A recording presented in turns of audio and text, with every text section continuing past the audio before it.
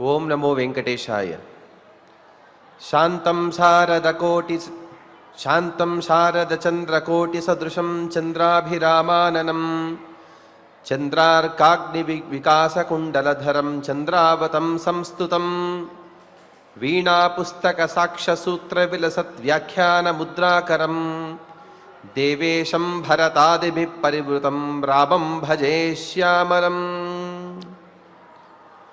పూర్ణచంద్రుని వలె సుందర ముఖము కలిగినవాడు, సూర్య చంద్ర అగ్నుల వలె ప్రకాశించే కుండలమును ధరించిన, వీణ, పుస్తకము, అక్షమాల జ్ఞానముద్రలను తన చతుర్బాహువులో ధరించిన లక్ష్మణ భరత శత్రుఘ్నాదులచే పరివృతుడైన శ్రీరామునికి తదభిన్న శ్రీ వెంకటేశ్వర స్వామి వారికి నమస్కరిస్తూ, ఆ స్వామి యొక్క దయా విశేషం చేత ప్రతిరోజు మనం అయోధ్యాకాండ ప్రవచన కార్యక్రమాన్ని నిర్వహించుకుంటూ ఉన్నాము.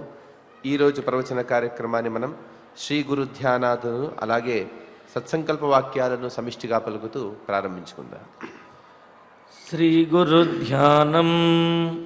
గురుర్బ్రహ్మా గురుర్విష్ణుః గురుర్దేవో మహేశ్వరః గురుః సాక్షాత్ పరం బ్రహ్మ తస్మై శ్రీ గురవే నమః. శ్రీనివాస ధ్యానం. శ్రీ వెంకటాద్రినిలయః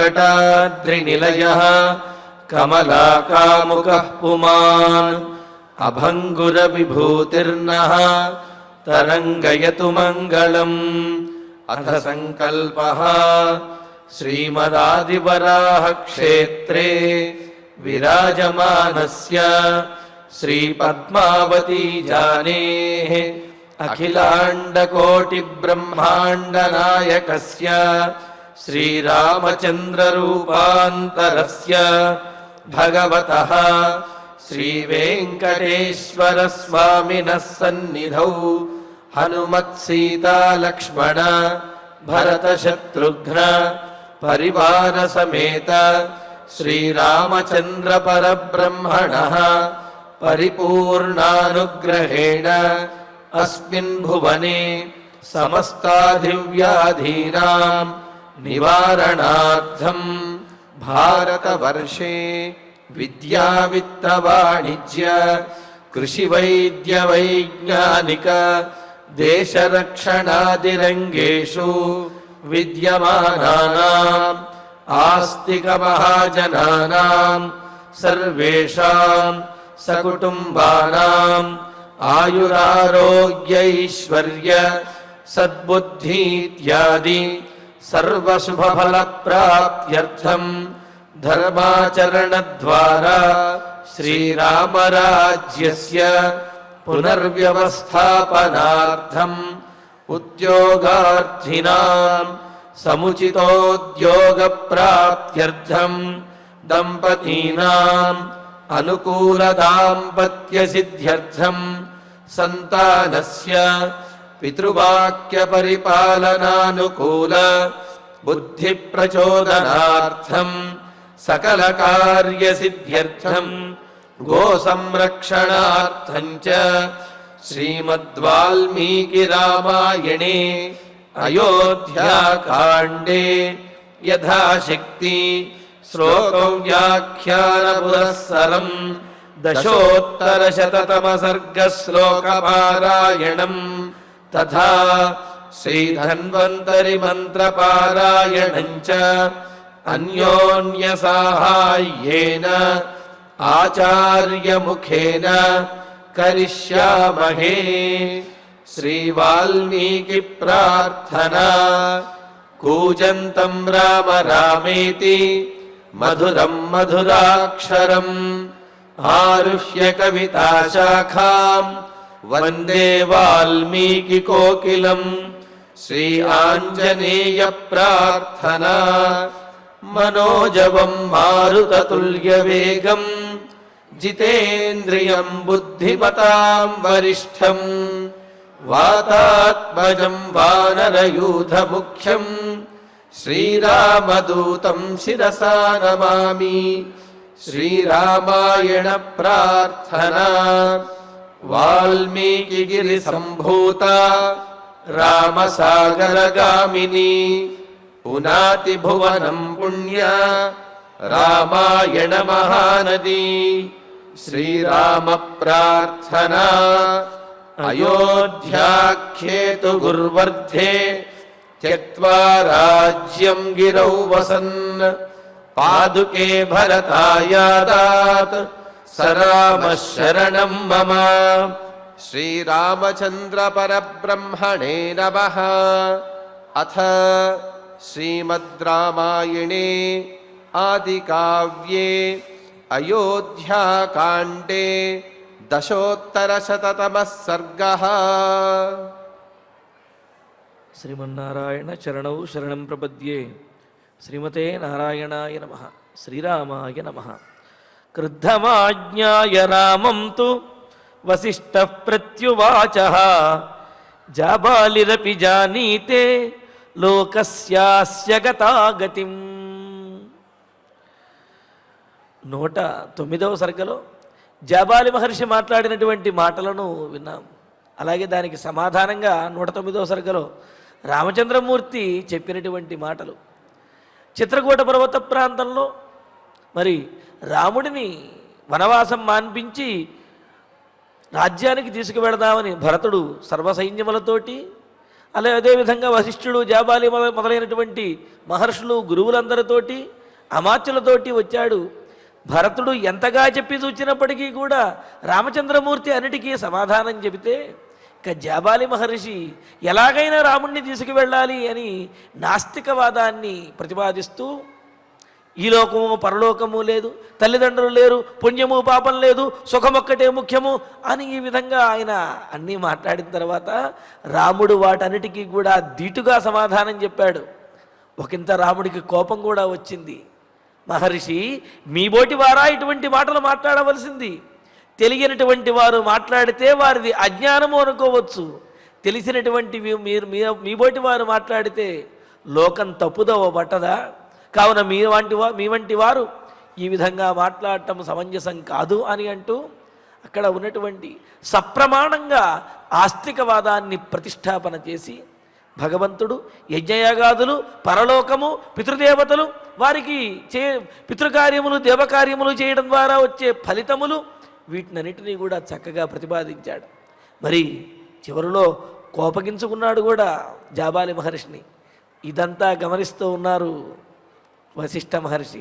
అమ్మో, రాముడికి కోపం వచ్చింది అంటే ఎవరు భరించలేరు, మాట్లాడలేరు. అందుకని రాముడి కోపాన్ని కొంత ఉపశమింప చెయ్యాలి. పైగా జాబాలి మహర్షి కూడా ఆయన ఏమైనా నాస్తికుడా కాదు కదా, ఆయన కూడా ఆస్తికుడే, బ్రహ్మజ్ఞానం కలిగినటువంటి వాడు. అయినప్పటికీ కూడా ఏదో రాముణ్ణి వెనక్కి తీసుకువెళ్ళాలి అనే ప్రయత్నంగా ఇలాగ మాట్లాడాడు తప్ప ఆయన కూడా గొప్పవాడే కదా. అందుకని రాముని కోపం తగ్గించాలి అనే ఉద్దేశ్యంతో వశిష్ఠ రామంతు క్రుద్ధమాజ్ఞాయ. వశిష్ఠ మహర్షి రాముడికి కోపం వచ్చింది అనే విషయాన్ని తెలుసుకున్నవాడై ప్రత్యువాచ. ఇంకా వశిష్ఠ మహర్షి ఈ విధంగా మాట్లాడటం మొదలుపెట్టారు. అంటే జాబాలి మహర్షిని కొంత సమర్థిస్తూ అంటే ఆయన ఆస్తికుడే, కాకపోతే ఈ సందర్భంలో నాస్తికవాదంతో మాట్లాడింది నిన్ను తీసుకువెళ్ళడానికి అనే విషయాన్ని ప్రతిపాదిస్తూ ఆ జాబాలి మహర్షి యొక్క గొప్పతనాన్ని, అదేవిధంగా ఆయన సర్వజ్ఞుడనే విషయాన్ని కూడా తెలియజేస్తూ అస్య లోకస్య గతాగతిం జానీతే. నాయన రామచంద్ర, ఈ జాబాలి మహర్షి సర్వజ్ఞుడయ్యా, ఆయనకు తెలియంది కూడా ఏమీ లేదు. ఈ లోకముల యొక్క గతం అగతం అంటే, గతం అంటే గమనము అని అన్నారు. గమనము అంటే పరలోకం యొక్క విశేషము.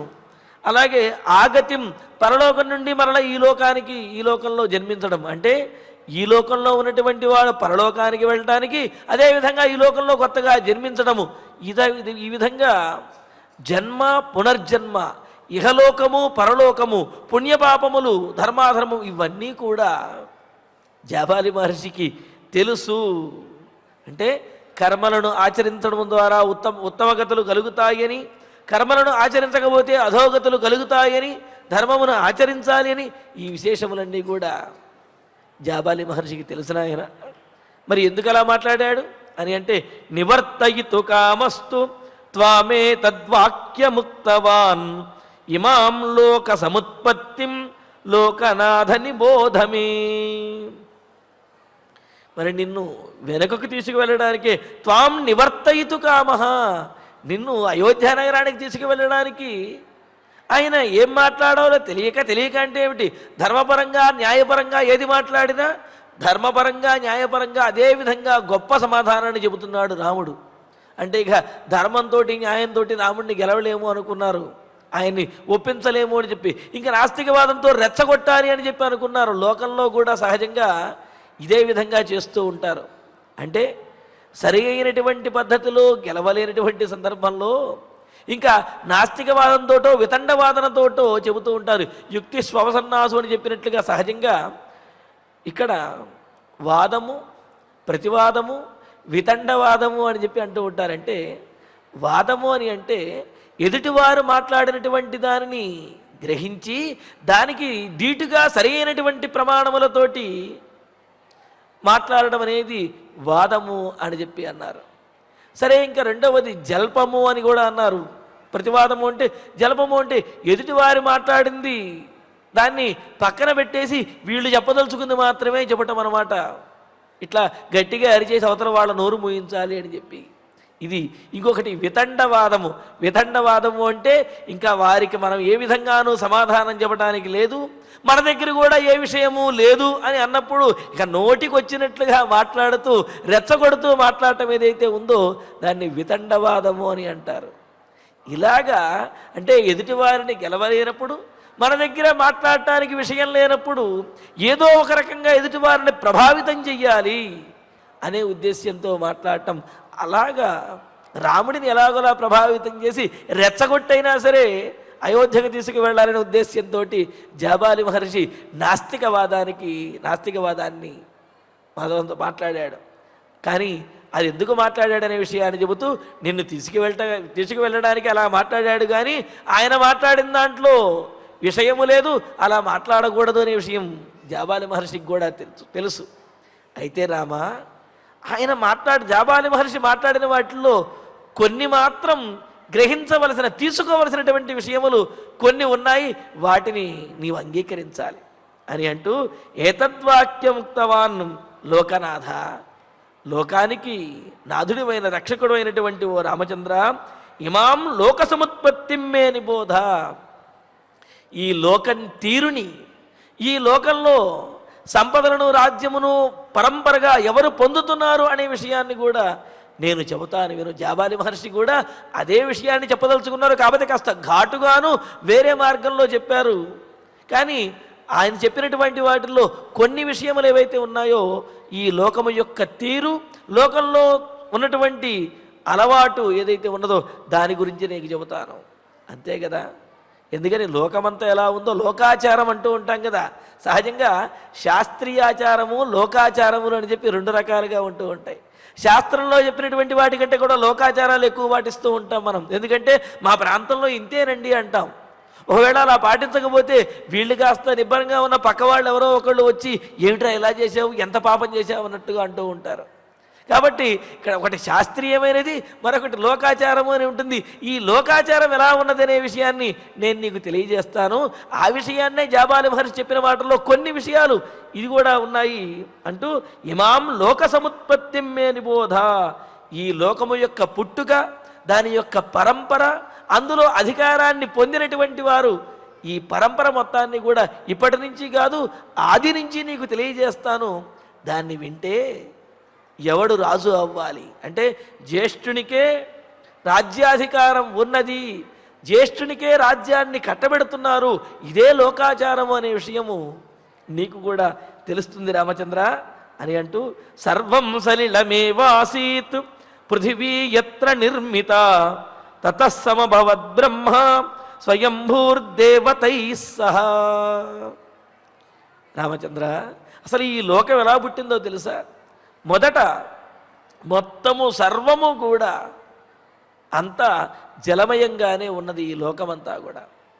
అటువంటి జలములో సర్వం సలిలమేవాసీత్ పృథివీ యత్ర నిర్మిత, భూమి నిర్మించబడింది.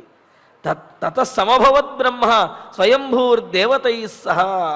మరి ఎక్కడ ఏ జలములో అయితే మొత్తం జలమే ఉన్నది, ఆ జలములో ఈ భూమి అనేది సృష్టించబడింది. ఎవరితోటి? తతః బ్రహ్మ దేవతై సహ స్వయంభూ అని అంటూ, ఇంకా ఆ ఉదకము, ఆ ఉదకములో పృథివీ, అలాగే వీటిలో సృష్టి చేయటం కోసమని చెప్పి బ్రహ్మగారు, చతురానైనటువంటి బ్రహ్మగారు దేవతలతో సహా సృష్టించబడ్డారు. ఈ విధంగా అలా సృష్టించబడిన తరువాత మరి నీటిలో ఉన్నటువంటి భూమిని ఎవరో ఒకళ్ళు ఉద్ధరించాలి కదా. అలా ఉద్ధరించడానికి సవరాహస్తతో భూత్వా ప్రోజ్జహార వసుంధరాం అసృజత్య జగత్సర్వం సహపుత్రై కృతాత్మభిః.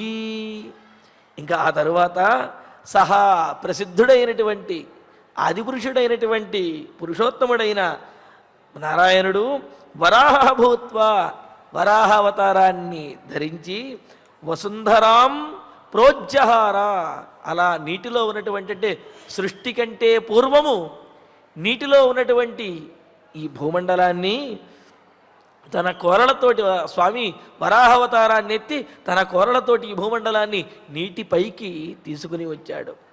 కృతాత్మభిః పుత్రైః, చక్కగా శిక్షితులైనటువంటి నిర్మలమైనటువంటి మనస్సు కలిగినటువంటి పుత్రైః, తన పుత్రుల చేత, అంటే తన పరంపరతోటి సర్వం జగత్తు సహ అసృజతు, ఈ జగత్తు అంతటినీ కూడా సృష్టించాడు అని చెప్పి అంటున్నారు. అంటే పురుషోత్తముడైనటువంటి శ్రీ మహావిష్ణువు, ఆదిపురుషుడైనటువంటి శ్రీ మహావిష్ణువు నీటిని సృజించి అందులో భూమిని నిర్మించి, అలా నీటిలో మునిగి ఉన్నటువంటి భూమిని దానిని పైకి తీసుకువచ్చి తన నాభికమలము నుండి బ్రహ్మను సృష్టించి, ఆ బ్రహ్మ ద్వారా మరీచ్యాది మహర్షులందరినీ కూడా సృష్టింపజేసి వారి ద్వారా ఈ సృష్టిని మొత్తాన్ని కూడా సమస్తమైనటువంటి ప్రాణులను, ఈ భూమండలం మీద ఉన్నటువంటి అన్నిటినీ కూడా సృష్టించాడు అని చెబుతూ, ఆది నుండి కూడా అంటే ఏమిటి, అసలు మొదలు ఎక్కడ ఈ భూమండలము అనే విషయం దగ్గర నుంచి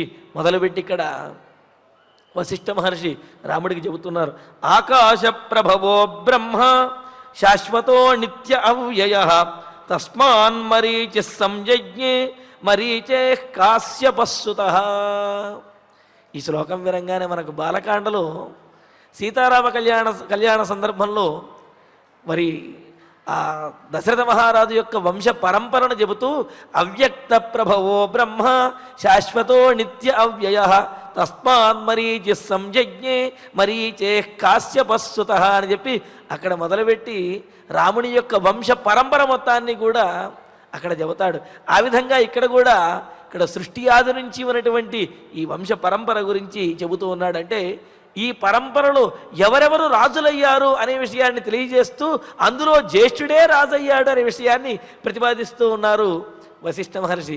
కావున వాళ్ళందరూ ఏ ఆచారాన్ని పాటించారో నువ్వు కూడా అదే ఆచారాన్ని పాటించాలి అని చెప్పి ఈ ఒక్క విషయంతో రాముణ్ణి ఒప్పించడానికి ప్రయత్నిస్తూ ఉన్నారు. ఇక్కడ ఆకాశ ప్రభవో బ్రహ్మ అని అంటూ, ఇక్కడ ఆకాశ శబ్దానికి పరంబ్రహ్మ అనే అర్థం కూడా మనకు వేదంలో తెలుస్తూ ఉన్నది, శృతి చెబుతూ ఉన్నది. అంటే ఇంద్రియములకు కనపడనటువంటిది కావున దాన్ని అవ్యక్తము అని కూడా అనొచ్చు. అంటే అవ్యక్త ప్రభవో బ్రహ్మ అన్న, ఆకాశ ప్రభవో బ్రహ్మ అన్నా సరే దాదాపు ఒకటే అని చెప్పి అన్నారు. అందుకనే వాల్మీకి మహర్షి అక్కడ బాలకాండలో అవ్యక్త ప్రభవో బ్రహ్మ అని అన్నారు. ఇంకో విషయం ఏమిటంటే, ఇక్కడ అవ్యక్త శబ్దానికి అకారము విష్ణువాచి, అవ్యక్త ప్రభవో బ్రహ్మ అంటే మహావిష్ణువు నుంచి వ్యక్త పుట్టినటువంటి వాడు బ్రహ్మ అనే అర్థం కూడా మనం చెప్పుకోవాలి. కావున మొట్టమొదటగా ఆదిపురుషుడు మహావిష్ణువు, ఆయన నుండి వ్యక్త పుట్టినటువంటి వాడు, ఆయన నుండి ఆవిర్భవించినటువంటి వాడు బ్రహ్మ అనే ఉద్దేశ్యం కూడా ఇక్కడ చెబుతున్నారు. కావున అవ్యక్తో ప్రభవో బ్రహ్మ అని అంటూ ఆకాశ ప్రభవ, అవ్యక్తమైనటువంటి ఆకాశ శబ్దవాచ్యుడైనటువంటి శ్రీమన్నారాయణ నుండి పరంబ్రహ్మ నుండి పుట్టినటువంటి వాడు బ్రహ్మ, శాశ్వత ఆయన ఎప్పుడూ కూడా ఉండేటటువంటి వాడు బ్రహ్మ అన్నారు. వెంటనే మనకు అదేమిటండి బ్రహ్మగారు కల్పానికి ఒకసారి మారుతూ ఉంటారు కదా, మరి శాశ్వతంగా ఉంటారు అని ఎలా అంటారు అంటే ప్రవాహ నిత్యత అని అంటారు. నిత్యము అని అంటే ప్రవాహం ఉన్నది అంటే ఏమిటి, ఎప్పుడూ ప్రవాహం అలాగే ఉంటుంది, కానీ ప్రవాహంలో అదే నీరు ఉంటుందా, అదే నీరు ఉండదు. నీరు అలా వెళుతూ ఉంటుంది, ప్రవాహం మాత్రం అలాగే ఉంటుందన్నమాట. ఆ విధంగా ప్రవాహ నిత్యతగా బ్రహ్మలు మారుతూ ఉన్న ఎవరో ఒక బ్రహ్మ మాత్రం తప్పనిసరిగా ఉండి తీరుతాడు. ఆయనను సృష్టించేటటువంటి వాడు ఆ పరమాత్మ అని చెబుతూ బ్రహ్మ శాశ్వత, ఎప్పుడూ కూడా ఉండేవాడు, అన్నింటికంటే కూడా ముందు ఉండేవాడు, నిత్య నిత్యమైనటువంటి వాడు, అవ్యయ వ్యయమనేదే లేనివాడు. ఏమనేది లేనంటే తన నుండి అన్నింటినీ కూడా ఆవిర్భవింపజేస్తూ ఉండేటటువంటి వాడైన వాడు.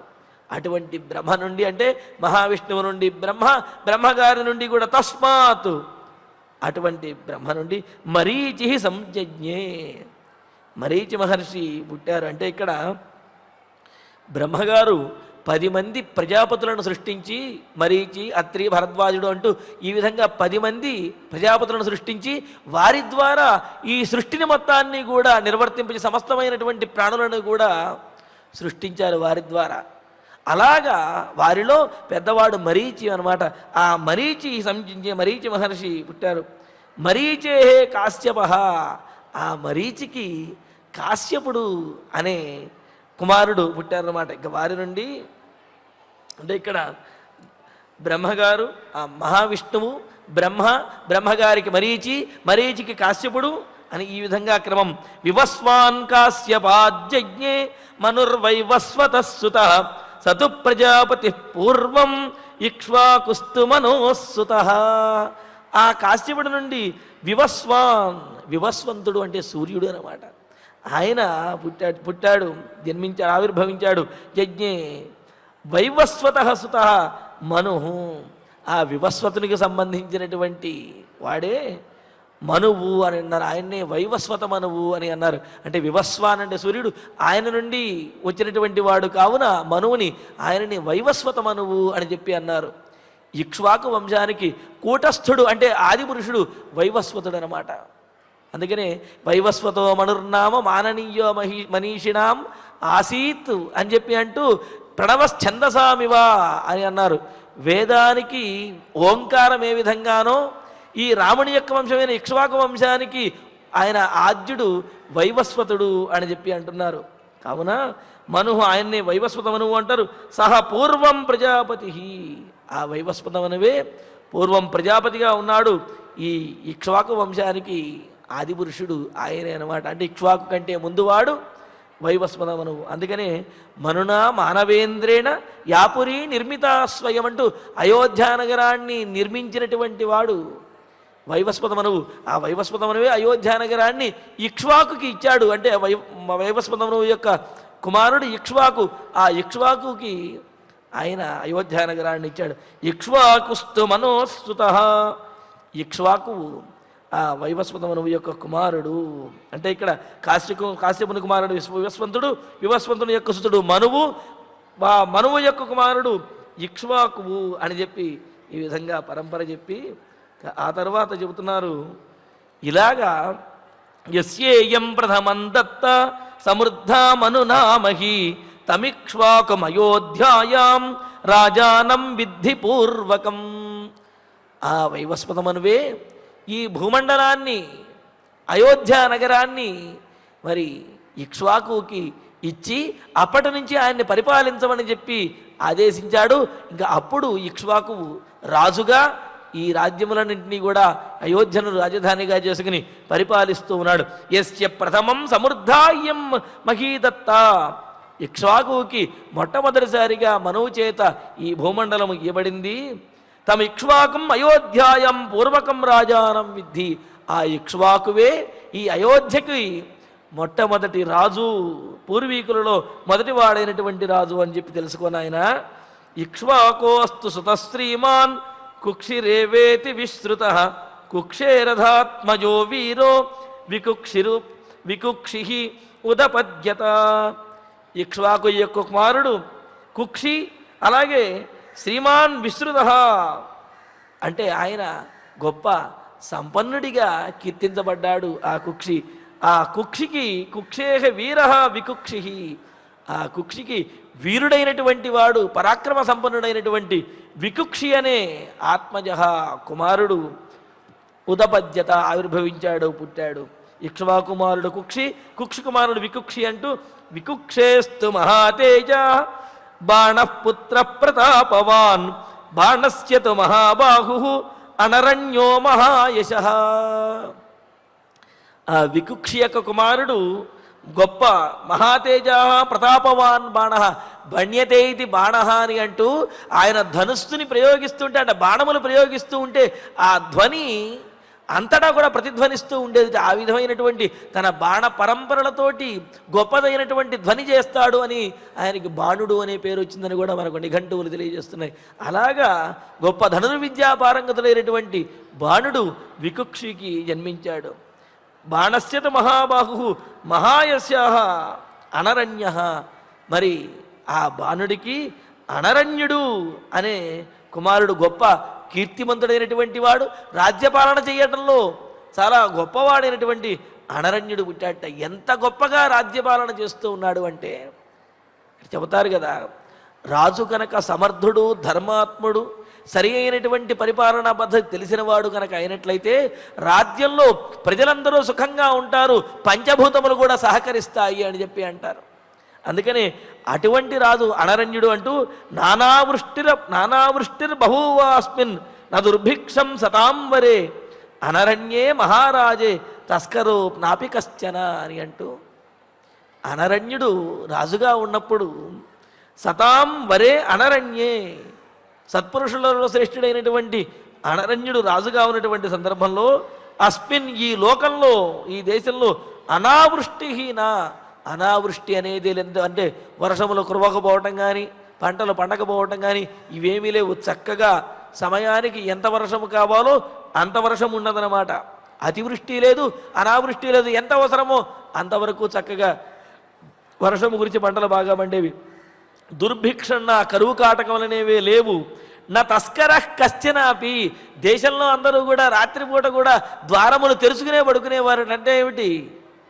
దొంగలు అనే దొంగల భయం అనేది అనరణ్యుని యొక్క రాజ్యంలో లేదు. అసలు ఆ తస్కర దొంగ అనేవాడే లేడుట. శృతవు తస్కరతా స్థిత అంటూ ఓహో దొంగతనం అనేది ఒకటి ఉంటుంది అని నిఘంటువుల్లో వింటాం తప్ప దొంగ ఎలా ఉంటాడో దొంగతనం ఎలా చేస్తారనేది కూడా ఆ రాజ్యంలో వారికి తెలియదుట. ఆ విధంగా అనరణ్యుడు అంత గొప్పగా పరిపాలిస్తూ ఉండేవారట. మరి ఆ అనరణ్యాత్ మహాబాహు పృథురాజా బభూవ తస్మాత్ పృథోర్మహారాజ త్రిశంకురుదపద్యత అని అంటూ మరి ఆ అనరణ్యుడి తర్వాత మహాబాహు గొప్ప బాహుబల సంపన్నుడైనటువంటి వాడు పృథువు ఆవిర్భవించాడు. ఆ పృథువు నుండే అసలు రాజా అనే పదము పృథు చక్రవర్తి నుండే మొదలైందిట. ఎందుకు అంటే పృథు చక్రవర్తి యొక్క పాలన చూచి రంజయతే ఇతి రాజా ప్రజలందరూ కూడా రంజింపజేసే ఆనందింపజేసేటటువంటి వాడు రాజు అని చెప్పి రాజా అని కీర్తించారట. అలాగా ఆయన రాజ్యాన్ని పరిపాలించాడు. అనేకమైనటువంటి యజ్ఞములన్నీ కూడా చేశాడు. ఆ విధంగా అందులోనూ ఆ పృథు చక్రవర్తి మహావిష్ణువు యొక్క అంశగా మహావిష్ణువే పృథు చక్రవర్తిగా అంశగా జన్మించాడని కూడా మనకు పురాణములు భాగవతము విష్ణు పురాణం మొదలైనవన్నీ కూడా తెలియజేస్తున్నాయి. అలాగా ఆ అనరణ్యుడికి పృథు చక్రవర్తి అనరణ్యుడి తర్వాత పృథు చక్రవర్తి తస్మాత్ పృథోర్మహారాజ త్రిశంకురదపద్యత. ఆ పృథు మహారాజు తరువాత త్రిశంకు అనే మహారాజు ఉండేవాడు. ససత్యవచనాద్వీర సశరీరో దివంగత. ఆ త్రిశంకువు ఆయన యొక్క వాంగ్ నియమము చేత వాంగ్ అంటే వాక్కుతోటి నియమంగా ఉండడం ద్వారా ఇతరులను నిందించకుండాను సత్యమును మాట్లాడుతూ ఉండడము, నియమబద్ధంగా ఉండడం, ఎక్కువగా మాట్లాడకుండా ఉండకపోవటం, ఈ విధంగా వాంగ్నియమములు పాటించడం ద్వారా కూడా తపశ్శక్తిని పొంది అదేవిధంగా ఆ శక్తితోటి అనుగ్రహంతో స్వర్గానికి వెళ్ళవచ్చు అనే విషయాన్ని తెలియజేస్తున్నట్టుగా ఇక్కడ చూడండి. సత్యవచనాద్వీర సశరీరో దివంగత అని అంటూ మరి అనరణ్యుడి తర్వాత పృథు చక్రవర్తి, ఆ పృథు తర్వాత త్రిశంకువు అంటూ ఆ త్రిశంకువు వీరహ సహ వీరుడైనటువంటి ఆ త్రిశంకు మహారాజు సత్యవచనాత్ సత్యవాక్ పరిపాలన చెయ్యటము, అదేవిధంగా నియమంగా ఉండడం, వీటి వల్ల సశరీర దివంగత శరీరంతో స్వర్గానికి వెళ్ళాడంటే ఆ విశ్వామిత్రుడిని ఆశ్రయించి విశ్వామిత్రుడు చేసినటువంటి ఆయన యొక్క తపస్సుకి ఫలంగా ఆయన స్వర్గానికి వెళ్ళాడు. అయితే సశరీరంగా స్వర్గానికి రావటానికి ఇంద్రుడు ఒప్పుకోకుండా మళ్ళీ కిందకి పడదోశాడు. మరలా విశ్వామిత్రుడు తన తపశ్శక్తితోటి మరలా పైకి పంపించాడు, మరలా కిందకి. ఇంకా విశ్వామిత్రుడు ఒక స్వర్గాన్ని, అంటే స్వర్గానికి, ఇంద్రుని యొక్క స్వర్గానికి ధీటుగా ఒక స్వర్గాన్ని నిర్మించి ఆ స్వర్గంలో త్రిశంకువుని ఉంచాడు. అంటే సశరీరంగా నువ్వు స్వర్గంలో ఉంటావు కాబట్టి ఈ స్వర్గంలో ఉండమని చెప్పి అక్కడ ఉంచాడు. దాన్ని త్రిశంకు స్వర్గం అంటాడు. అంటే ఏమిటి, ఇటు భూమికి కాదు, అటు ఇంద్రుడు ఉండే స్వర్గానికి కాకుండా మధ్యలో మరొక స్వర్గంలో ఉన్నాడనమాట. ఈ విధంగా సశరీర దివంగత శరీరంతో ఆయన స్వర్గానికి వెళ్ళాడు అంటూ త్రిశంకోర భవత్సూను దుందుమారో మహాయశా దుందుమారో మహాతేజ యవనాశ్వో యువనాశ్వో వ్యజాయత. ఆ త్రిశంకు తర్వాత మహాయశ గొప్ప కీర్తి గలవాడైనటువంటి దుందుమార సూనుభవతు దుందుమారుడనే కుమారుడు కలిగాడు. ఆయన యువనాశ్వుడు అనే పేరుతో ఉన్నాడు. అదేవిధంగా మహాతేజ దుందుమార గొప్ప తేజస్సంపన్నుడు. అదేవిధంగా దుందువు అనే రాక్షసుణ్ణి వధించాడు, కావున ఆయనకి దుందుమారుడు అని పేరు. ఇతనికే ఆ కుమారుడికి కువలాశ్వుడు కువలయాశ్వుడు అనే పేరు కూడా ఉన్నది.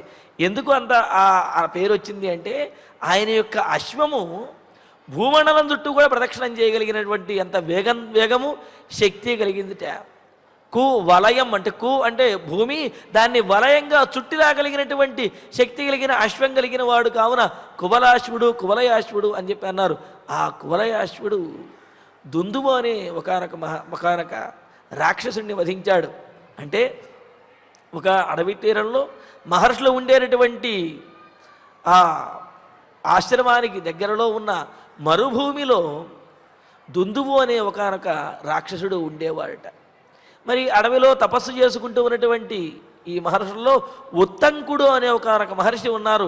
ఆయన తపస్సు చేసుకుంటూ ఉంటే ఈ దుందుమారుడు ఆ దుందువు అనే రాక్షసుడు చేసే శబ్దము, అదేవిధంగా అతని కదలికల వల్ల వచ్చేటటువంటి దుమ్ము ధూళి ఇదంతా కూడా స్వర్గం వరకు కూడా పడుతూ ఉండేది. వీళ్ళ తపస్సులన్నీ కూడా భంగమైపోతూ ఉండేవి. దానితోటి ఆయన ఇక్ష్వాకు వంశంలో ఉన్న ఈ ప్రభువుల దగ్గర, రాజుల దగ్గరికి వచ్చి, అయ్యా ఇట్లా మా తపస్సులను భంగం చేస్తున్నారు, మీరు రక్షించండి అంటే, అప్పుడు ఈ కువలాశ్వుడు అనే ఆయన దగ్గరికి వెళ్ళాడు. వెళితే అతడు, నా సంతానమైనటువంటి వేల కొలది ఉన్నారు, వీరందరూ కూడా వచ్చి మిమ్మల్ని రక్షిస్తారు అంటే, వారందరూ కూడా దుందుమారుడి దగ్గరికి వెళితే ఆ దుందుమారుని యొక్క అగ్నిహోత్రం అంటే ఆయన యొక్క శక్తికి ఈ 1000 మంది సంతానం కూడా వాళ్ళు గతించేశారు. అప్పుడు కువలాశుడే స్వయంగా వచ్చి దుందుమారుడితోటి యుద్ధం చేసి అతన్ని వధించాడు. అంత శక్తివంతమైన దుందువు అనేవాడిని మారయతి అంటే వధించాడు. కావున ఈయనకు, ఈ కువలాశ్వుడికే దుందుమారుడు అనే పేరు వచ్చిందిట. ఈ విధంగా దుందుమారుడు అనేవాడు త్రిశంకువు తర్వాత దుందుమారుడు.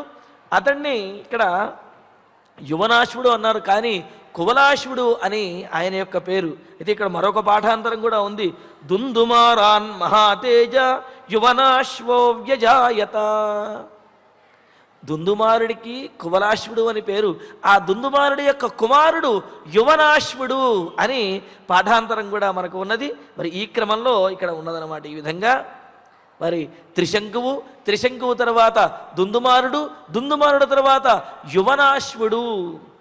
ఈ విధంగా పరంపర అంటే వారి యొక్క పెద్ద కొడుకులకి రాజ్యాన్ని ఇచ్చారు అనే విషయాన్ని తెలియజేస్తూ, ఇంకా ఆ తర్వాత యువనాశ్వుని యొక్క కుమారుడు ఎవరు అంటూ, యువనాశ్వసుత శ్రీమాన్ మాంధాతా సమపద్యత మాంధాతుస్తు మహాతేజ సుసంధిరుత పద్యత. యువనాశ్వుని యొక్క కుమారుడు మాంధాత అని చెప్పి అన్నారు. యువనాశ్వునికి సంతానము కలగకపోతే చాలా కాలము మహర్షులందరినీ ప్రార్థిస్తే వారు పుత్రకామేష్టిని అంటే పుత్రులు కలగడానికి కావలసినటువంటి ఒకనొక యాగాన్ని చేశాడు. యజ్ఞదీక్షలో ఉన్నాడు ఈయన కూడా. వారు కూడా యజ్ఞశాలలో అక్కడ యాగశాలలో వారందరూ కూడా ఆ రాత్రి అనేది రాత్రిపూట ఆ చుట్టూ కూడా పడుకొని ఉన్నారు. వారు యజ్ఞమును చేసి యజ్ఞం పూర్తయిన తర్వాత ఆ ఫలితాన్ని ఒక కుంభంలో నిక్షిప్తం చేసి ఆ కుంభాన్ని వేదిక మీద ఉంచారు. అర్ధరాత్రి అయ్యేటప్పటికీ ఈ యువనాశుడికి బాగా దాహం వేసింది. దాహం వేసి సరే ఆ చీకట్లో అటు ఇటు చూసుకుంటూ వస్తూ వేదిక మీద ఉన్నటువంటి అంటే ఆ మహర్షుల్ని వారిని నిద్రాభంగం కలిగించడం ఎందుకులే అని చెప్పి వేదిక మీద ఉన్నటువంటి ఆ కుంభంలో ఉన్న నీటిని ఆ యువనాశ్వుడు తాగేశాడు. సరే తెల్లవారిన తర్వాత మహర్షులందరూ కూడా చూస్తే ఆ యజ్ఞవాటికి దగ్గర వేదిక మీద కలశం కనిపించలేదు. ఎవరు ఈ కలశాన్ని తాగింది? ఈ కలశము యువనాశుని యొక్క భార్య తాగి గొప్ప సంతానానికి జన్మనివ్వాలి. ఎవరి తాగింది అంటే వెంటనే ఈయన వచ్చాడు. అయ్యా, రాత్రి దాహం వేసి ఆ కలశంలో ఉన్న తీర్థాన్ని నేనే తాగేశాను అన్నాడు. సరే మహారాజా, అది గర్భాన్ని ధరించడం కోసం ఏర్పాటు చేసినటువంటి కలశము, మీరు త్రాగారు కావున మీకే గర్భం వస్తుంది అని చెప్పి అన్నాడు. ఆ విధంగా యువనాశుడు గర్భాన్ని ధరించాడు. ఆ తరువాత మరి నెలలు నిండిన తర్వాత కుడివైపున అంటే ఆ కుడివైపున పొట్టను చీల్చుకుని ఒక కుమారుడు ఉద్భవించాడు. అయితే మహర్షులందరూ కూడా అప్పటికే వైద్యశాస్త్రములన్నీ తెలిసినటువంటి వారు కావున ఇప్పట్లో ఆపరేషన్లు అన్నారు, అప్పుడే వారు చేశారు ఆ పని. ఆ కుడివైపున పొట్టని తీసి అందులో నుంచి కూడా ఈయన మాంధాత ఆవిర్భవించాడు. మరి అలా పుట్టినటువంటి వాడికి పాలివ్వాలి. సరే, స్త్రీలు కనుక అయినట్లయితే పిల్లలు పుట్టిన తర్వాత స్తన్యం అనేది వస్తుంది, పాలిస్తారు. మరి యువనాశుడు పురుషుడు, ఇతడు ఎలా పాలివ్వగలడు? కావున ఇవ్వలేడు కదా. కావున మరి ఎవరు ఇతనికి పాలిస్తాడు, ఎవరు ఇతన్ని తృప్తిపరచగలుగుతారు అని అంటే అప్పుడు ఇంద్రుడే స్వయంగా వచ్చారట. ఇంద్రుడే స్వయంగా వచ్చి తన చూపుడు వేలుని ఇచ్చి మాం దాస్యతి, ఇతడు నా నుండి అమృతాన్ని స్వీకరిస్తాడు అని చెప్పి ఇంద్రుడు తన చూపుడు వేలుతోటి అతని యొక్క నోట్లో పెడితే ఆ మాంధాత ఆ ఇంద్రుని యొక్క వేలు నుండి అమృతాన్ని తాగి పెరిగాడనమాట. ఎంత గొప్పగా పెరిగాడు అంటే ఒక్కరోజులోనే ఇంద్రుని యొక్క వేలు నుండి అమృతాన్ని ఆస్వాదించినటువంటి వాడు ఒక్కరోజులోనే పెరిగి పెద్దవాడైపోయాడట ఆయన. ఆ విధంగా మాం దాస్యతి అని ఇంద్రుడి చేతే అనబడినటువంటి వాడు ఇంద్రుడే ఇతన్ని ఈ బిడ్డను చూసి అన్నాడు. కావున ఇతడికి మాంధాత అనే పేరు వచ్చింది. ఆయన కూడా చాలా గొప్ప అనేకమైన యజ్ఞయాగాదులు చేసిన వాడు, అనేకమైన అన్నదానాదులు మొదలైనవన్నీ కూడా చేసిన చాలా గొప్పవాడు మాంధాత. అలాగా యువనాశ్వసుత శ్రీమాన్ మాంధాత సమపద్యత మాంధాతుస్తు మహాతేజా సుసంధిరుత పద్యత. మాంధాతకి సుసంధి అనేవాడు సంతానంగా ఉన్నాడు. సుసంధేరపి పుత్ర ఉద్వౌ ధ్రువసంధి ప్రచేనజితు యశస్వీ ధ్రువసంధేస్తు భరతో రిపుషూదన. మరి ఆ సుసంధికి ధ్రువసంధి ప్రసేనజితు అనే ఇద్దరు సంతానము. ఆ ఇద్దరులో పెద్దవాడైనటువంటి ధ్రువసంధికి ధ్రువసంధికి పట్టాభిషేకం చేశాడు. ఆ ధ్రువసంధికి భరతుడు అనే కొడుకు ఉన్నాడు అని చెబుతూ, అంటే ఇక్కడ జ్యేష్ఠుడైనటువంటి ధ్రువసంధికే పట్టాభిషేకం జరిగింది అని చెప్పడంలో ఉద్దేశ్యము, దశరథ కుమారుడికి జ్యేష్ఠుడమైనటువంటి రామా నీకే పట్టాభిషేకం జరగాలి, ఇదే పరంపర అనే విషయాన్ని గుర్తు చేయటం కోసం వశిష్ఠ మహర్షి అదే విషయాన్ని విశేషంగా చెప్పాడు. భరతాత్తు మహాబాహో అసితో నామ జాయత యస్యైతే ప్రతిరాజానః ఉదపద్యంత శత్రవః హైహయాస్తాలజంఘాశ్చ సూరాశ్చ శశిబిందవః. మరి ఆ ధ్రువసంధి కుమారుడైనటువంటి భరతుడి నుండి అసితుడు అనే ఆయన జన్మించాడు. ఆ అసితుడు కూడా గొప్ప పరాక్రమం కలిగినటువంటి వాడు, గొప్ప రాజు. ఆయనకు ఇద్దరు భార్యలు. అయితే ఆ అసిత మహారాజు యొక్క రాజ్యం చుట్టూ ఉన్నటువంటి వారు హైహయులు, తాళజంఘులు అని వీళ్ళు, శశిబిందువులు అని ఈ విధంగా వీళ్ళందరూ ఉన్నారు. వాళ్ళందరూ కూడా ఒక్కొక్కళ్ళుగా ఈ అసిత మహారాజు మీద యుద్ధం చేస్తూ ఉన్నారు. కానీ ఎవ్వరూ కూడా ఎప్పుడు విజయాన్ని పొందలేదు, అసితుడే విజయాన్ని పొందుతూ ఉన్నారు. అందుకని ఏం చేశారు, వీళ్ళందరూ కూడా అన్ని వైపుల నుండి ఈ హైహైలు తాళజంగులు అదేవిధంగా శశిబిందువులు వీళ్ళందరూ కలిసి మూకుమ్మడిగా ఒక్కసారిగా ఈ అసిత మహారాజు మీద దాడి చేశారు. అయితే అందరూ ఒకేసారి ఈ విధంగా దాడి చేయటంతో అసిత మహారాజు ఎంతో ధీటుగా పోరాడాడు, కానీ వాళ్ళ మీద గెలవలేకపోయాడు. అలా యశ్చ హైహయా తాళజంగాశ్చ శూరా శశిబిందవ ఏతే ప్రతిరాజాన శత్రవ ఉపవద్యంత. ఈ అసితునికి శత్రువులుగా ఉన్నారు వాళ్ళు. మరి వాళ్ళు తాంస్తు సర్వాన్ ప్రతివ్యూహ్య యుద్ధే రాజా ప్రవాసిత సచశైలవరే రమ్యే బభూవాభిరతో ముని. ఇంకా వారిని అందరూ ఒకేసారి వచ్చేటప్పటికీ వారిని గెలవలేక, ఎంత పోరాడినా సరే వాళ్ళని గెలవలేమనే విషయాన్ని తెలిసి ఇంకా తన భార్యలతో కలిసి రాజ్యాన్ని విడిచిపెట్టేసి అటవీ ప్రాంతంలోకి, పర్వత ప్రాంతంలోకి వచ్చి తపస్సు చేసుకుంటూ ఉన్నాడు ఈ అసితుడు. అయితే ఎంత తపస్సు చేసుకుంటూ ఉన్నా మానసికమైనటువంటి ఈ మనోవ్యధ ఏదైతే ఉందో ఆ మనోవ్యధ మాత్రము తీరడం లేదు. ఆ మనోవ్యధతో అలాగే ఉన్నాడు. రాజాయుద్ధే తాన్ సర్వాన్ ప్రతివ్యూహ్య శైలవరే రమ్యే అభిరత మునిస్సన్ బభూవ. సరైన తపస్సు చేసుకుంటూ అడవికి వెళ్ళేటప్పటికీ ఇంకా హైహైలు తాళజంగులు వాళ్ళు కూడా తపస్సు చేసుకునే వాడిని వధించడం ఎందుకని వాళ్ళు కూడా ఇతని రాజ్యాన్ని ఆక్రమించుకుని వాళ్ళు ఉన్నారు. ఈయన ఈ అడవిలోనే ఉన్నాడు. అయితే అప్పటికే ఆయన యొక్క భార్య ఒక ఆమె గర్భవతిగా ఉన్నదన్నమాట. ఆమె పేరు కాళింది అని పేరు, ఆవిడ పేరు. ద్వేచాస్య భార్యే గర్భిణ్యౌ బభూవతురితి శృతి ఏకా గర్భ వినాశాయ సపత్న్యై సగరం దదౌ. ఇద్దరు భార్యలు కూడా గర్భవతులుగానే ఉన్నారు.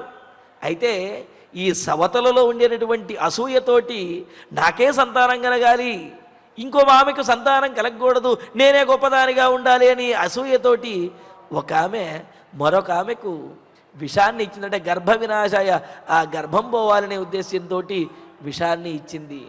విషాన్ని ఇచ్చేటప్పటికీ ఆ విష ప్రభావం గర్భంలో ఉన్నటువంటి శిశువుని వధించేస్తూ ఉంటే, శిశువు ఇబ్బంది పడుతూ ఉంటే ఆమె భరించలేక అక్కడ మన నడుచుకుంటూ వెడుతూ ఆ అరణ్యంలో తిరుగుతూ వెడుతూ హిమాలయ ప్రాంతం అది, అక్కడ భార్గవ అంటే భృగువంశజాతుడైనటువంటి భార్గవస్య మనో నామ హిమవంతముపాశ్రిత తమృషిం సముపాగమ్య కాళిందీ త్వభ్యవాదయతు.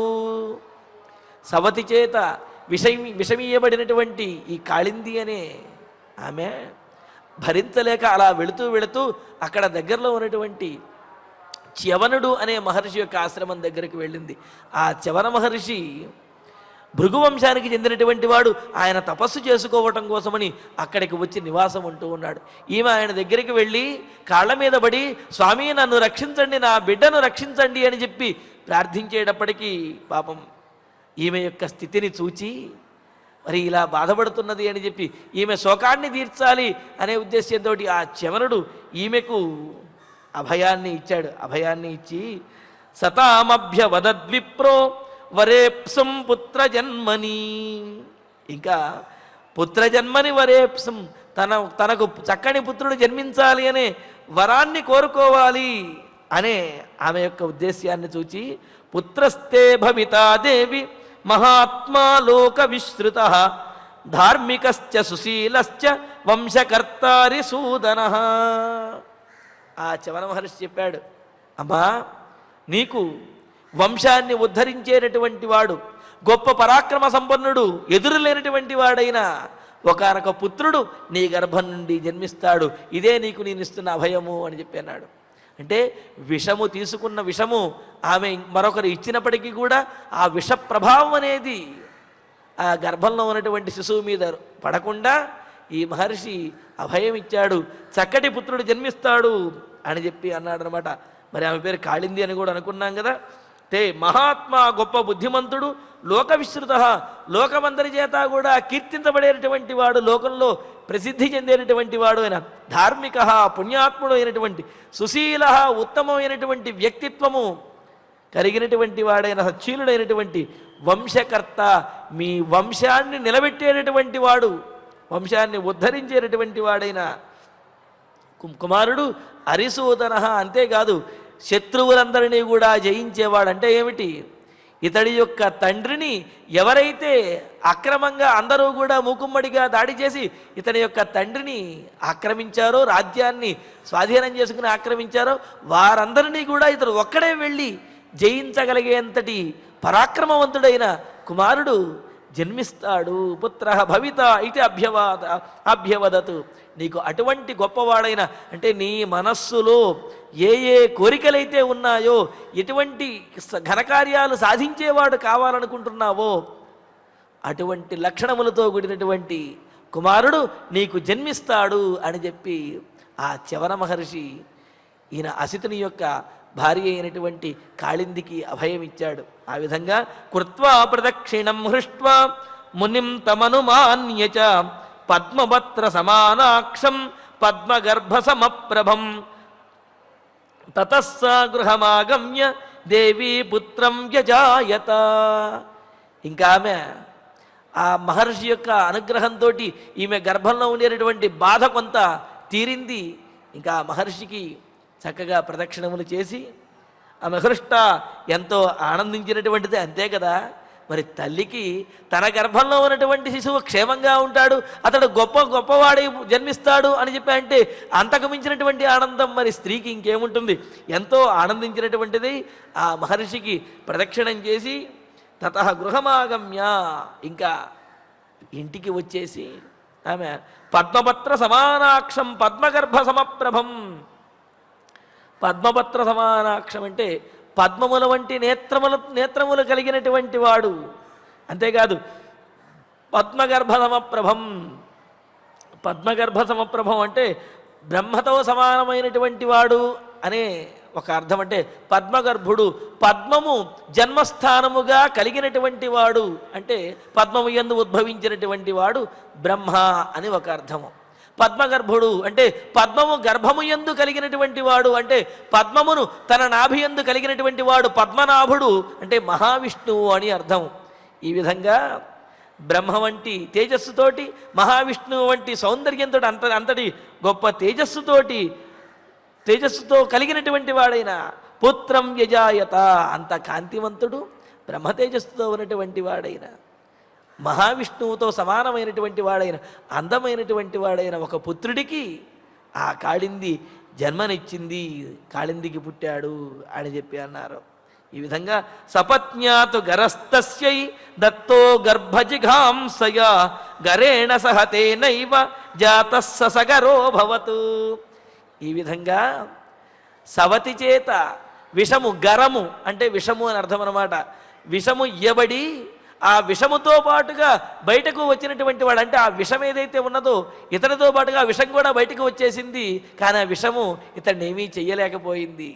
కావున విషముతో పాటుగా పుట్టినటువంటి వాడు కావున సగరహ అని చెప్పి అతనికి పేరు వచ్చిందట. ఈ విధంగా ఆ సవతి ఇచ్చినటువంటి గర్భంలో ప్రయోగించినటువంటి విషమును కూడా విషము యొక్క ప్రభావానికి లోను కాకుండా చవని మహర్షి యొక్క అనుగ్రహముతోటి మహావిష్ణువంతుడి పరాక్రమవంతుడు తేజోవంతుడు అయినటువంటి కుమారుడికి ఆ కాళింది జన్మనిచ్చింది.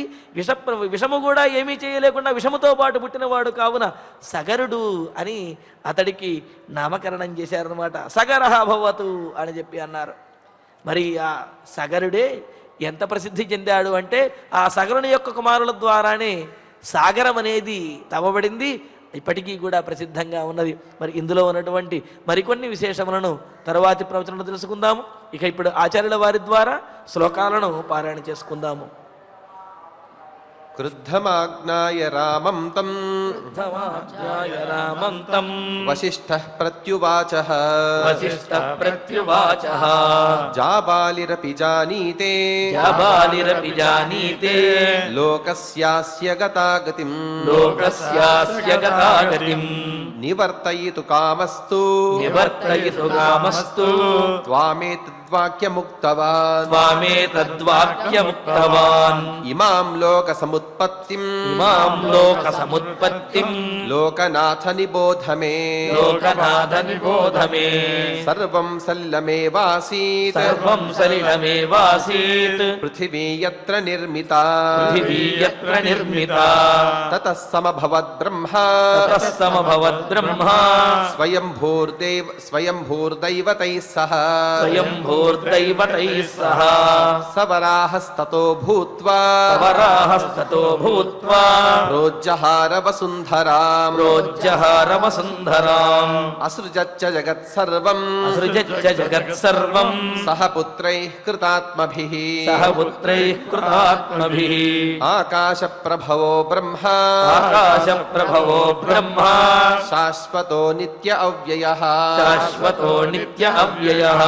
तस्मान्मरीचिः संजज्ञे तस्मान्मरीचिः संजज्ञे मरीचेः काश्यपः सुतः मरीचेः काश्यपः सुतः विवस्वान् काश्यपाज्जज्ञे विवस्वान् काश्यपाज्जज्ञे मनुर्वैवस्वतः सुतः मनुर्वैवस्वतः सुतः स तु प्रजापतिः पूर्वम् तु प्रजापतिः पूर्वम् इक्ष्वाकुस्तु मनोः सुतः इक्ष्वाकुस्तु मनोः सुतः यस्येयं प्रथमं दत्ता यस्येयं प्रथमं दत्ता समृद्धा मनुनामही समृद्धामनुनामहि तमिक्ष्वाकुमयोध्यायाम् इक्ष्वाकुमयोध्यायाम् राजानं विद्धि पूर्वकम् राजानं विद्धि पूर्वकम् इक्ष्वाकोस्तु सुतः श्रीमान् इक्ष्वाकोस्तु सुतः श्रीमान् कुक्षिरेवेति विश्रुतः कुक्षिरेवेति विश्रुतः कुक्षेरथात्मजो वीरः